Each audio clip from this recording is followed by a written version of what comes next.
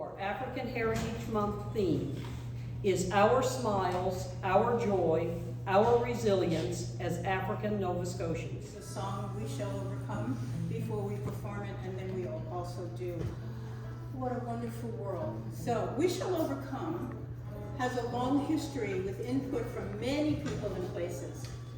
Part of the melody seems to be related to two European songs from the 1700s. I didn't even know this.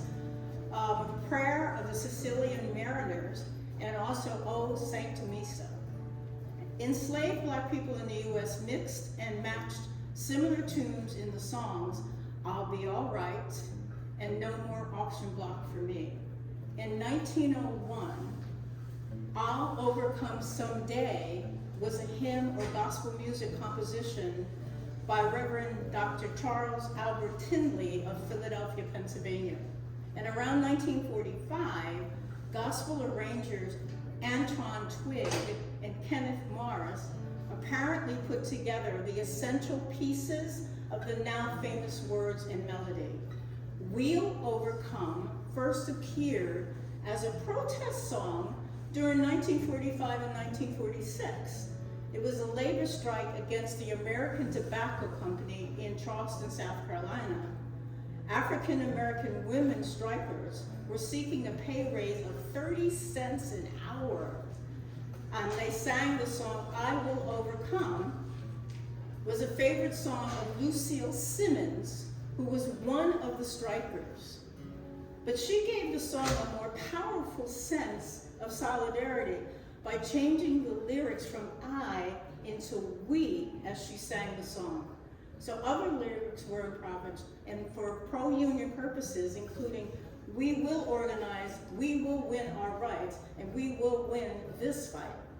In 1947, Simmons brought the song to Highliner Folk School and shared it with other labor activists. Sophia Horton, the head of the school's cultural program, learned it and taught it to Pete Seeger. At some point, this song became nationally famous through Pete Seeger. And then, on September 2nd, 1957, Dr. Martin Luther King visited the Highliner Folk School in Tennessee. Part of the school's mission was to help prepare civil rights workers to challenge unjust laws and racist policies that discriminated against Black Americans. The school also made a point of bringing Black and white people together to share the experiences and to learn from each other during that period of time. It was a dangerous idea because it was in the South, and bringing Blacks and whites together and marching, basically we know what transpired in terms of some of the violence, some of the arrests, etc. But Dr. King made a speech that day honoring the school's 25th anniversary. And as part of that meeting, folk singer Pete Seeger got up and played his banjo.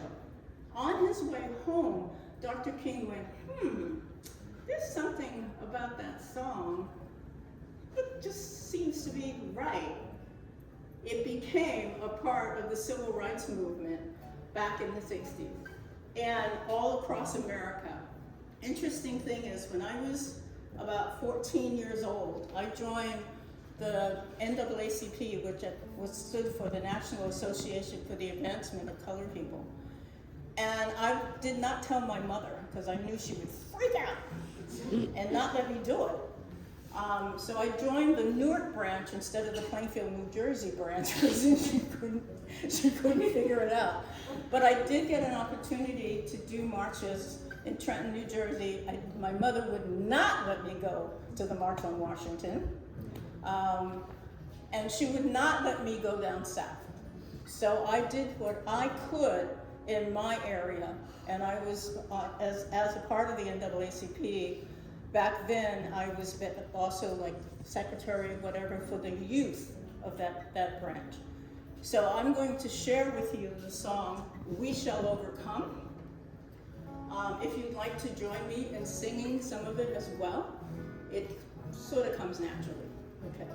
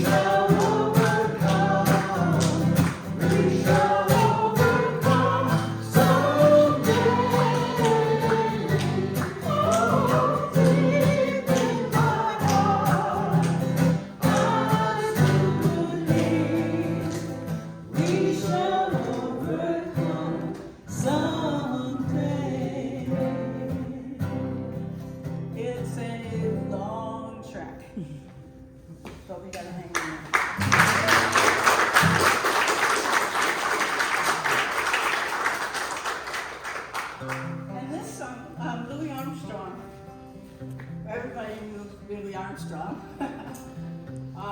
Made it famous back in the 60s, and I love it. It's what a wonderful world, and to just think of the lyrics in the song and think about what we can do as we move forward and as we basically stand for our rights.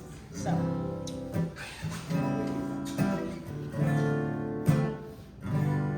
I see trees of green.